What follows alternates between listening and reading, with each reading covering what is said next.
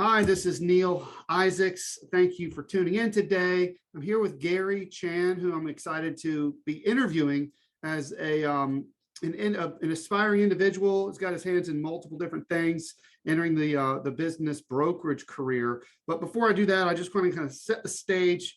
I'm a business intermediary. I sell other people's businesses here in the Raleigh-Durham marketplace of North Carolina. I put a lot of video content out on the interwebs.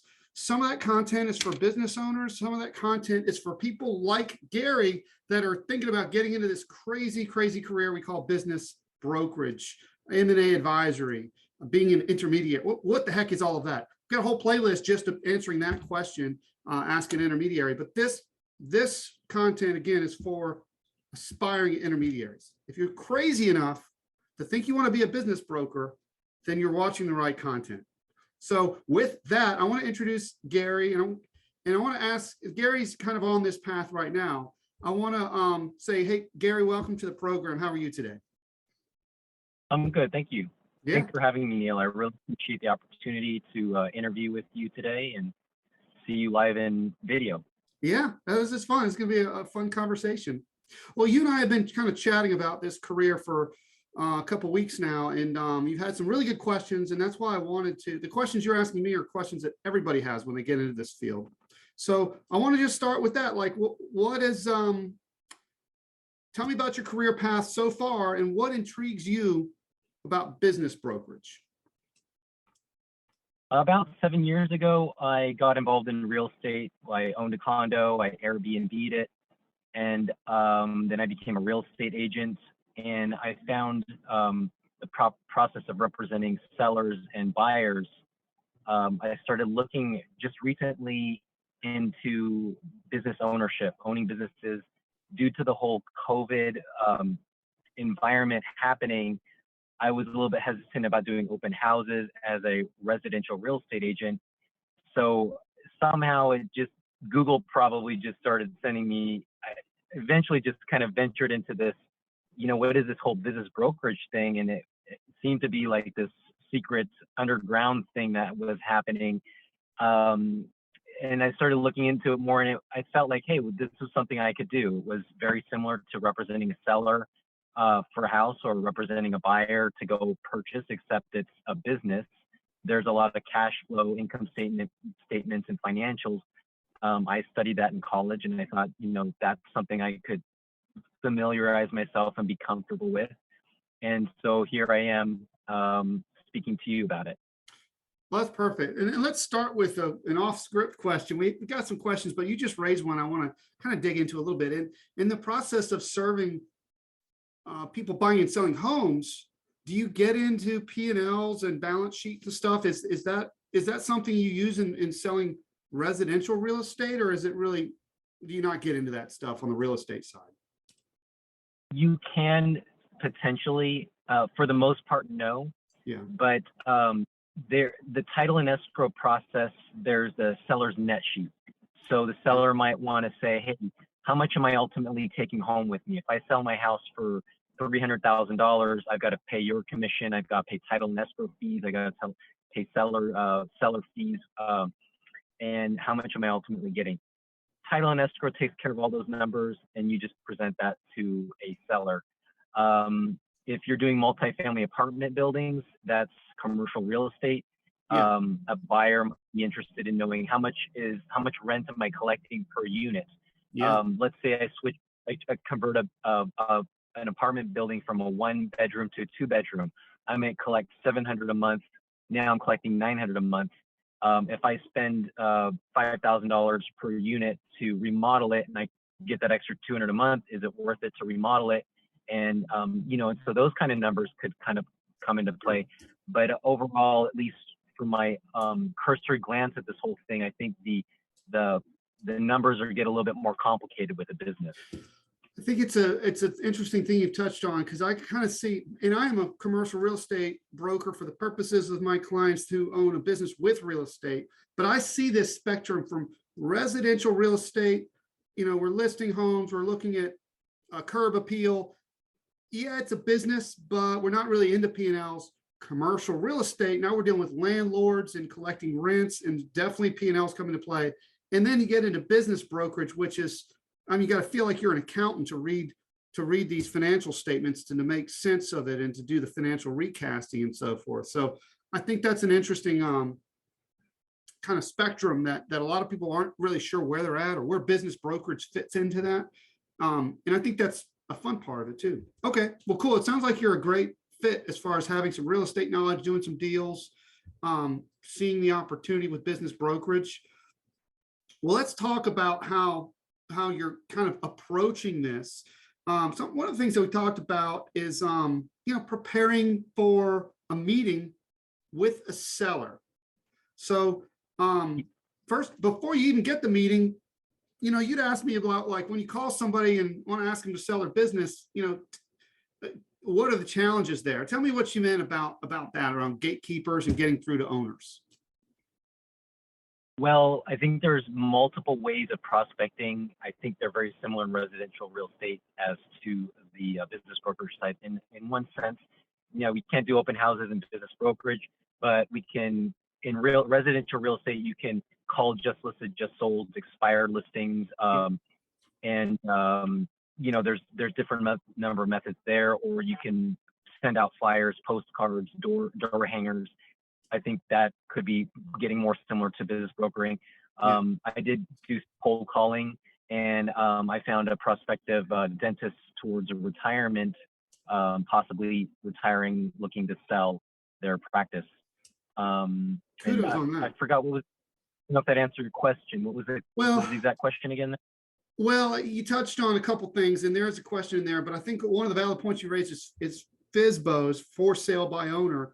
100%, that's a great way to meet business owners looking to sell.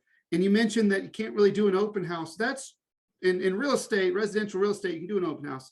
It doesn't really work with a confidential sale of a business. So you have to kind of tread lightly with your prospecting with business deals. But the real question was how to get past the gatekeeper. You were asking me, like, how do you do this if it's a secret that the business is for sale? What's a little bit different there? I think that's kind of one of the questions that you were asking me. Exactly. Yeah. So if I'm cold calling and I get the receptionist at the dentist office, tread lightly here, I guess you're telling me. I'm trying to get a hold of the owner, of the dentist, most likely, and ask, hey, is the owner, can I speak to the owner? Are they interested in selling? And maybe what would be the best way to verbalize that in this sort of situation? So couple answers there. Number one, if you can avoid that, I mean, that's literal cold calling, which does work, but very low success rate, in my opinion. Some people love cold calling, but I prefer inbound marketing. Like, if you can get that dentist to call you on his or her time, the chances of success go way up, as opposed to just trying to catch them at the right time. That dentist has hired that gatekeeper to keep you from talking to him or her, right? So you're up against it. But if you have to do it that way, I know you talked to me about kind of carrying this business consultant flag. I think that's smart. Say, hey, I'm a business consultant. I advise dentists on their practice. I mean, that could get you through. I guarantee if you say, does the dentist want to sell? That receptionist will think, shoot, I could lose my job. I don't want to put him through. This is going to affect me personally. That's the weird challenge. Business brokerage. We're like divorce attorneys in a way, in that, everything is kind of covert and a secret. It makes things harder. But if you could, another way, if you have to do it that way, what I'll do is say, they're expecting my call. If you mail them a letter that says, I'm going to call you at this time, they should be expecting your call. So that's another way of doing it, is to make yourself an appointment with your prospect. Okay. And if you're meeting in person with the owner, you made an appointment and it's during business hours, perhaps you're walking into the office. Are you likely maybe going to meet where you've made a decision on both parties that they have their staff not there, or if their staff is there and they say, who are you and what do you need? How would you present yourself? Another great question, and this is a tricky one too, because they want to show you their place of business. They don't want anyone to know why you're there. So if it is a location-based business, I will offer to come and see the place. I'll offer after hours or before hours. But if they are used to having people come through, I will tell them I am always discreet. Introduce me any way you like. Some people call me a banker. Some people call me an accountant. You can call me insurance. What you can call me whatever you want if you need to introduce me, or you don't have to introduce me at all.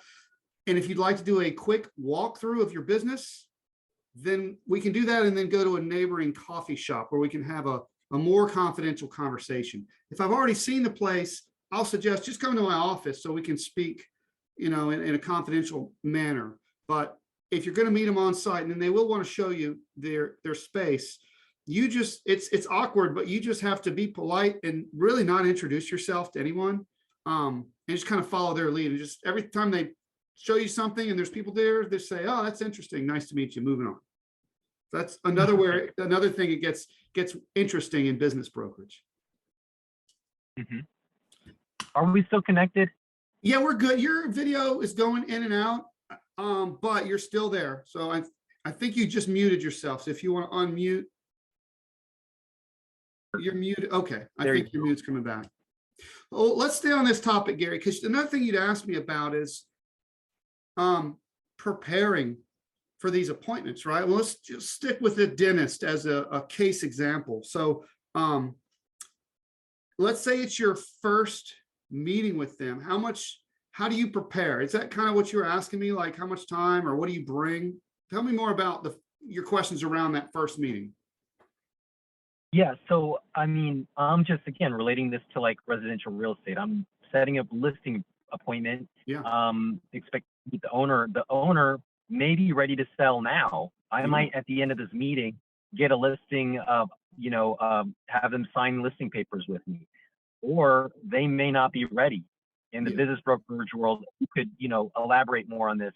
Maybe they need to get documents ready before they're ready to sign papers with me. Maybe they're not mentally ready and they're like, hey, I'm just meeting you to get to know who you are. And how long is this kind of process going to be? Should I bring a PowerPoint presentation on a laptop? Should I bring it with paper in a notebook? I know that the older baby boomer generation, they don't like technology as much, and maybe they like the whole folder paperwork kind of thing more. Should I bring examples of legal documents, non-disclosure agreements or marketing agreements, things of that nature, where they're like, wow, this paperwork is not definitely something I want to deal with trying to for sale by owner it myself. Yeah. And I do need a broker involved here. All great questions. And the answer to all of those is yes, bring everything, but be mindful that if you meet somebody for the first time and they sign a listing appointment with you, a listing agreement with you, and they're ready to move forward, chances are it's going to be a small deal. It's going to be a pain in the butt. There's going to be a lot of problems that you're going to discover later. And as a new business broker, I did this as a new business broker just to get the listing and to get yourself into that mess. I'm going to call it a mess, right? Because it will be a wild bull ride. If you meet them and sign up and go to market like the next day or something, you can do that. But as you kind of evolve as a business broker, as you get better at this and you know exactly what to ask and you are better at building a true partnership, like a lot of the conversations I'm having with owners are, hey, we're going to get in this boat together and we're going to paddle out to sea. And I want to make sure that we agree. We're both on the seller team and we have a clear and concise agreement of where we're going. So I'm actually slowing things down now. I'm saying, I want to make sure that I want to represent you. I want to make sure that you and I agree on the right price, because I don't want to get out to sea and then discover that you want $500,000 and I really only think your business is $200,000. These are the problems I'm talking about, that sometimes it helps to slow it down. So yes, I do have a listing agreement, an NDA, a example of marketing that I've used for other customers that I want to show to the business owner, prospective seller. I have all of that, But my first meetings are, I've got one today. I spoke with him for 20 minutes and we were both on the road, but he's coming to my office.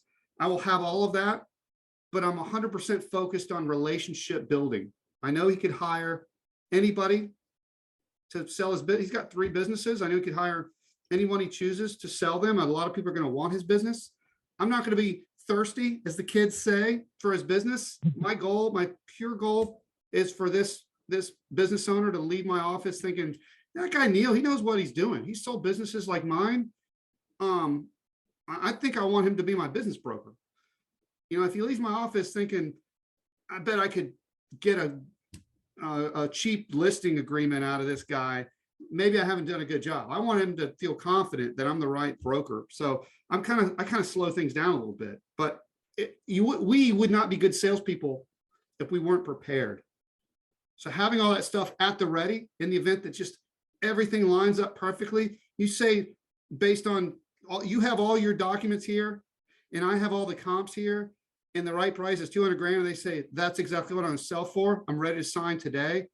Then you want to be prepared to take the listing. But in reality, it takes a long time to get to that point.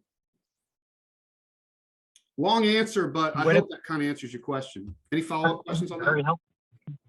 That's very good. What if they say, how long have you, they're still kind of feeling you out and they say, yeah, how long have you been doing this? And I'm new. So you've been doing this for 6-7 years. So that's an answer you can confidently experience. Confidently answer that. Let me answer that question because I get that a lot. That's the knife in the heart for the first time business broker. Gary, how many businesses have you sold this month? You know what I mean? You don't want to hear that question. So here's the number one thing is you tell the truth, right? But the other thing that you can do is leverage other resources, right? So, well, I'm a part of the International Business Brokers Association, and we are the largest association of business brokers in the world. And we have the best resources. And as a group, this success, leveraging other successes. I use the IBBA, but that could be your local association, could be a franchise if you're a part of a franchise, could be a class that you took. There's a bunch of educational classes that start intermediaries on this path, and they're great, great classes. So you want to, number one is confidence. They're looking for somebody that knows how to do a deal. In your specific case, Gary, you've done tons of real estate deals. You've probably done more deals than them, even if they're not business deals. You need to leverage the experience that you have. Other people may be coming from a marketing background, or maybe, I sold TV advertising before I was a business broker. Just think about how you can leverage your past experience and come up with a true and convincing answer of why you're the guy to take care of the problem that they have. Ultimately, they don't want to sell their own business. That's a problem that they have. They want to get from point A to point B. They don't know how, but you do know how. So it is in their best interest to hire you to do that. You got to bridge that gap. It is not easy. My short answer is leverage other things to get you from here to there. Great. And practice it. You got to practice that answer a lot because you'll get it. So practice that particular question or the listing presentation, everything. Practice Just everything. be right. You will get that question.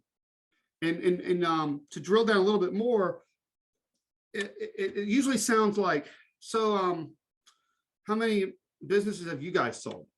Right? They'll probably not say how many businesses have you sold. They'll probably ask about your team, your group, and that could mean a lot of things. That's an easy one to talk about your group or where you come from or your association, your affiliation. It's easy to say we have sold more businesses in the world than anyone. And that could be true.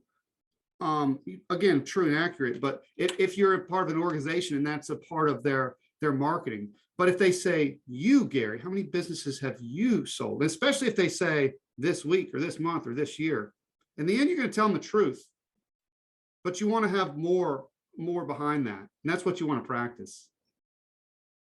Thank you. I just, I've got brokers on my team.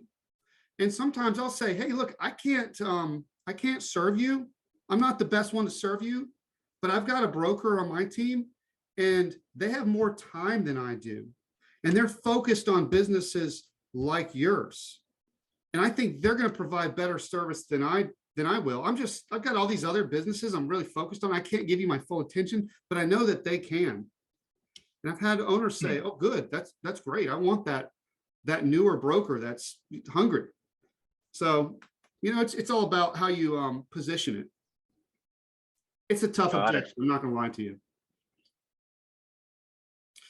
Well, I'm looking at some other questions. You mentioned this dental opportunity. You're trying to decide like what direction you want to go towards with your business brokerage practice. Talk to me a little bit more about what you're thinking as far as generalist or specialist. Talk to me about what you're thinking there. So right now, and I had asked you a question about creating a cold call list, and I took your advice. It was businesses that are 500K or above in sales, Yeah. 4 or more employees, and privately owned. Yeah. Trying to remember, in 4 or more years in business. And then I went to the map and I mapped out an area where I was like, you know what, this will be a close drive from my home. If I call them and I meet with them, it's 15 minutes down the road. And I generate a list about 550 businesses. I called about 28 so far. And that's where I got that first call where they told me that the dentist was looking to sell, probably retiring pretty soon, the receptionist. And they're Chinese, the name I could tell, and I'm Chinese, so that kind of the rapport building part of it.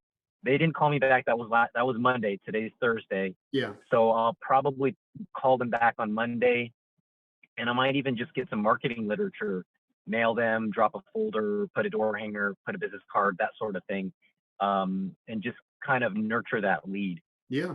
But going back to your question about what I'm trying to do, I think it's probably going to be, I think location's going to matter more for me. So if a business is within 30-minute driving radius of where I live, it's not really going to matter what type of business it is. Yeah. And then as I cultivate these different businesses that might be looking to sell, maybe I'll find a specialty niche.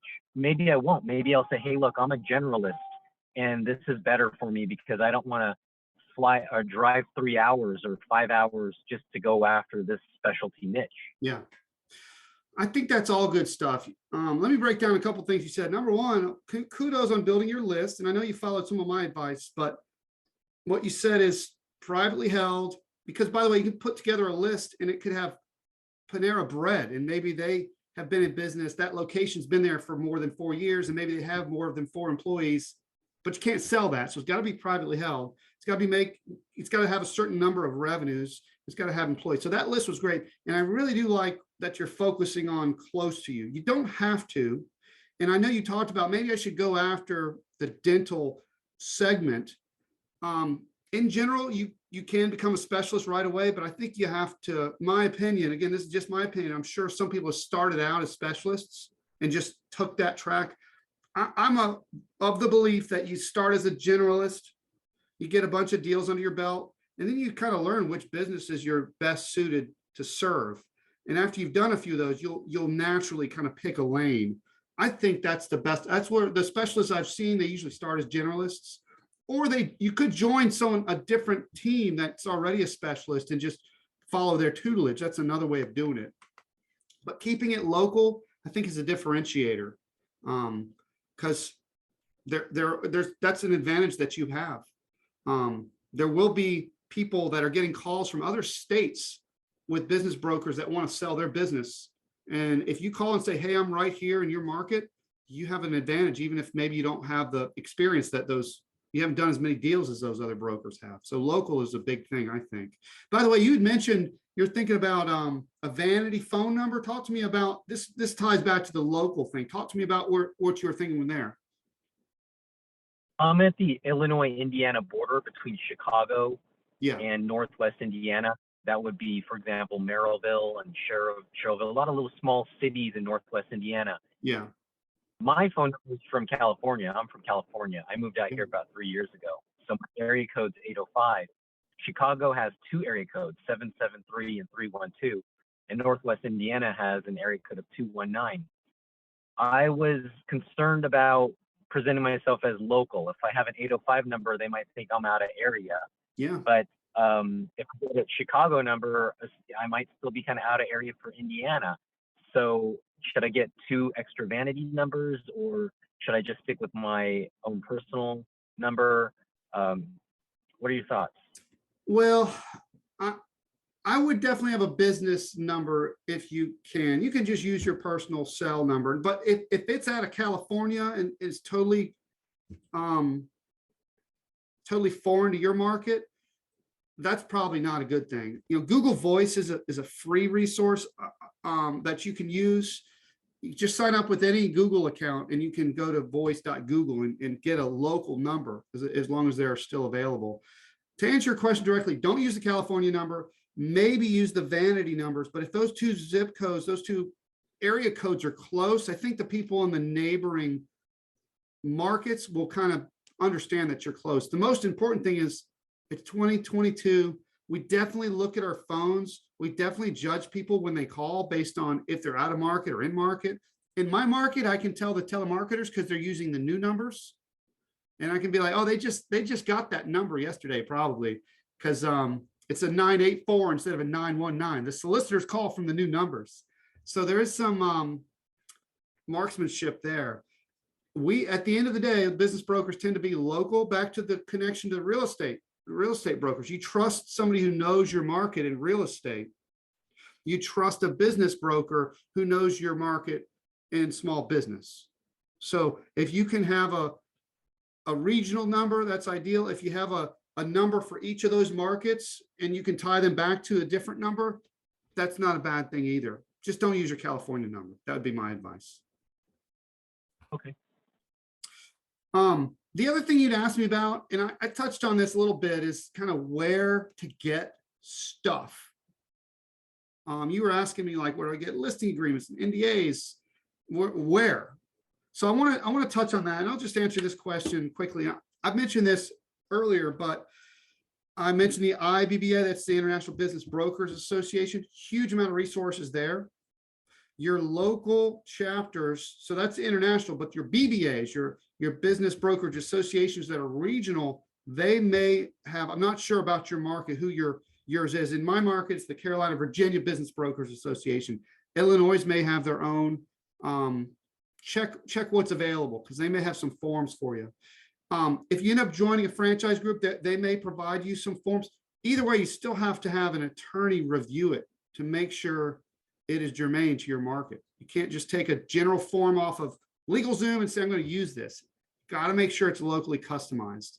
And then there are some classes out there you can take, like I took William Bruce's class, and there's some other classes where they'll teach you a boot camp for a weekend or something. And then they'll say, hey, here's some forms that you can use. Still, you want to have them reviewed.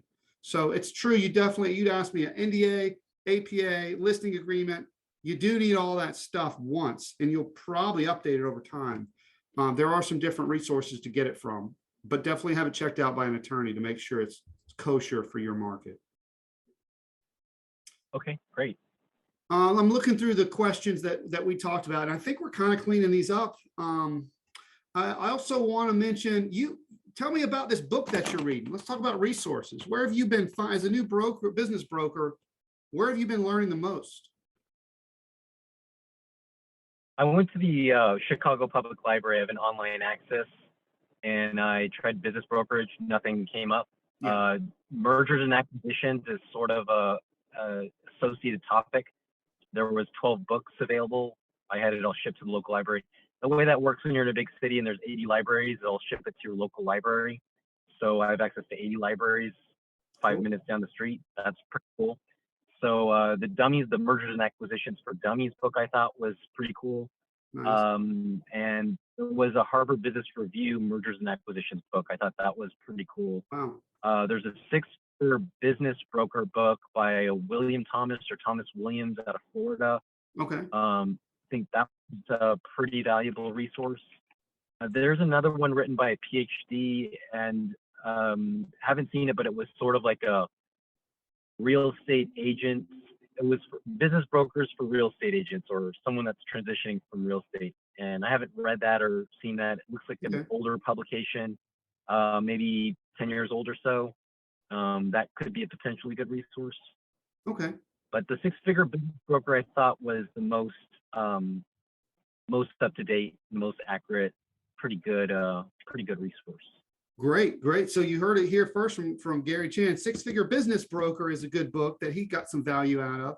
I'll add to that list as far as resources. I'm going to go back to the IBBA. I'm help with the Becoming a Business Broker content. There's a whole tab on the IBBA.com or I believe it's .org's site, Becoming a Business Broker. My YouTube channel, the one that you're watching this on right now, I posted a video called 4 Free Resources for Business Brokers.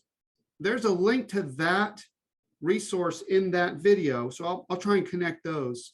And I mentioned your local association.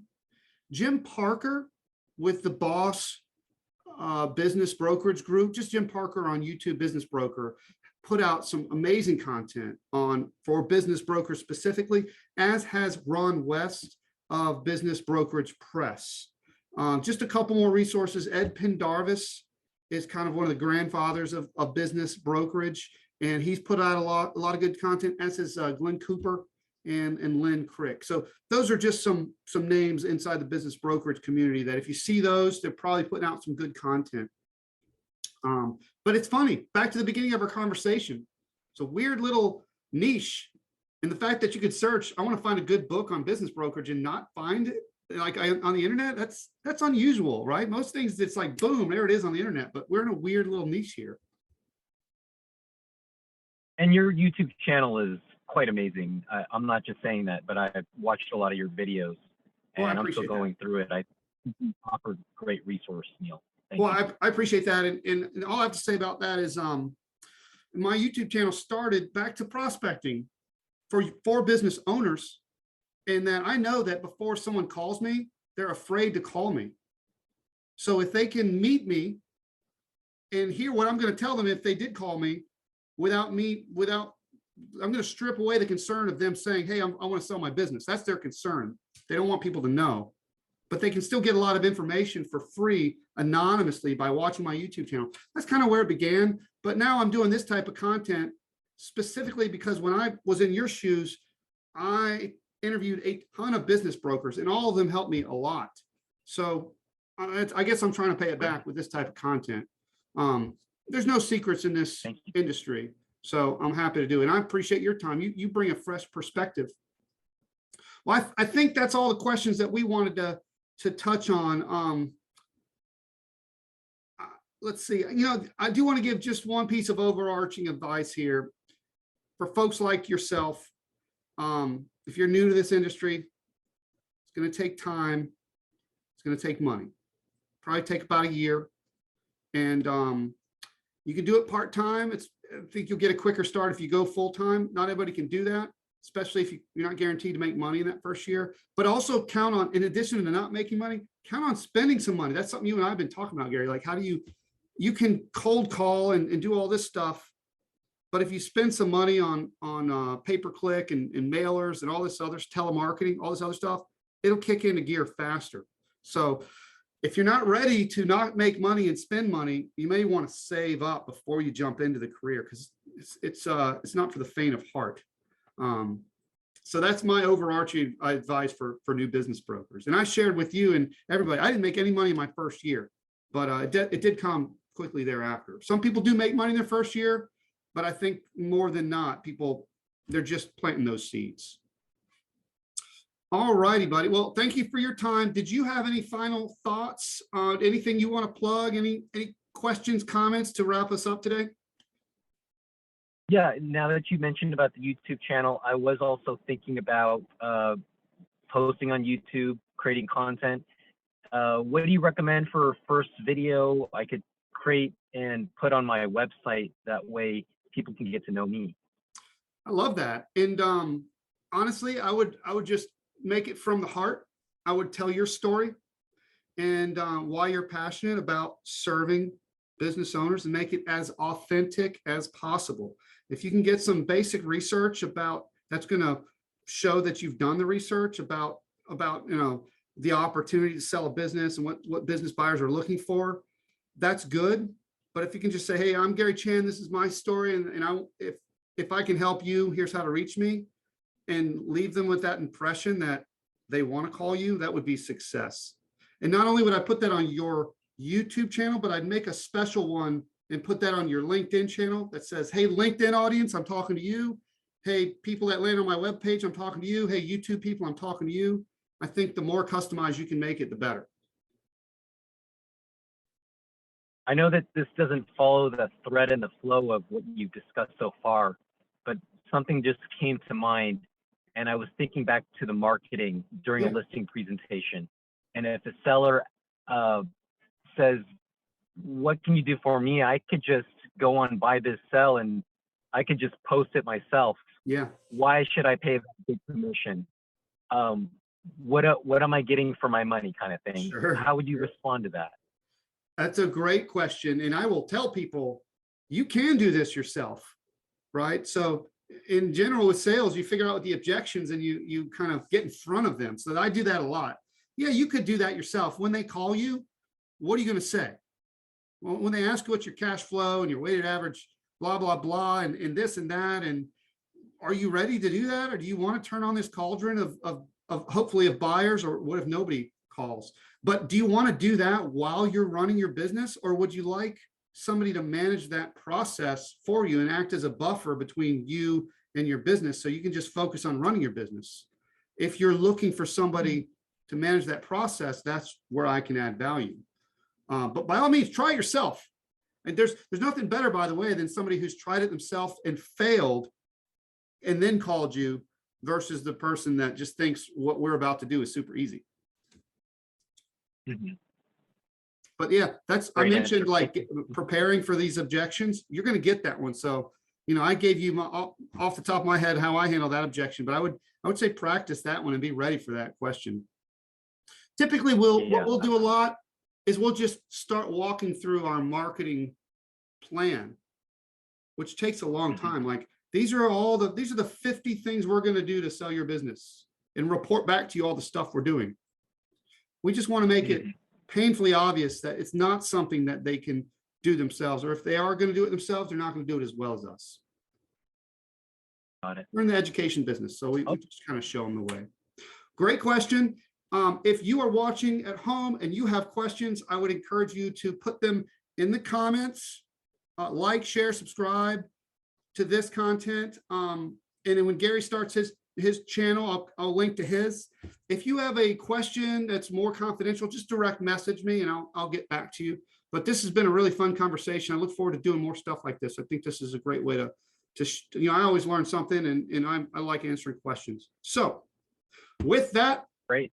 I want to thank you, Gary. Until next time, this is Neal Isaacs signing off. Mahalo. Have a great day.